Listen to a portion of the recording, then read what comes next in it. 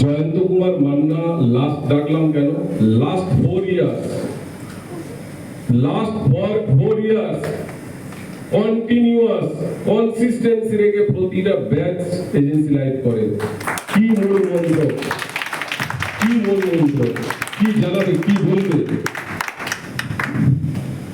আমি বলবো যে এজেন্সি লাইফটা প্রত্যেকে অন্তত যেন মিস না করে, প্রত্যেকে করে যায়। আর এজেন্সি লাইফে যদি ঠিকঠাক প্রত্যেক মাসে কোয়ালিফাই করে তাহলে সে কিন্তু অটোমেটিক্যালি সমস্ত রকম আমাদের যে কন্টেস্ট গুলো কোয়ালিফাই আগামী হয়ে যাবে। আর পূর্ণিমাও করেছিল তো 12টা না, এটা এবছরে করেছিল, ও 4 বছর, লাস্ট 4 ইয়ার্স।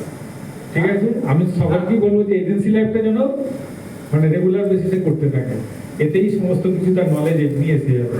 আর নলেজ স্কিল থাকলেই অটোমেটিক্যালি বিজনেস আসবে, যেটা বিজনেস বা আমাদের জুলফিকার স্যার বা অনুরাগ স্যার সবাই একই কথা বলছে, যেটা সবসময় মানে প্রসেস ওরিয়েন্টেড, সবসময় আমাকে ফলো আপ এগিয়ে যেতে করে রাখতে হবে, আর কাজটা ঠিক সময় মানে ঠিকঠাক মন দিয়ে করতে হবে, তাহলেই হবে সাফল্য ঠিক আছে। আর একটাই আমার মন্ত্র যে কর্মণ্যে ব্যতিকার হস্তে মা ফলেষু কদাচন, অর্থাৎ কাজ করে যাও, ফলের আশা করো না।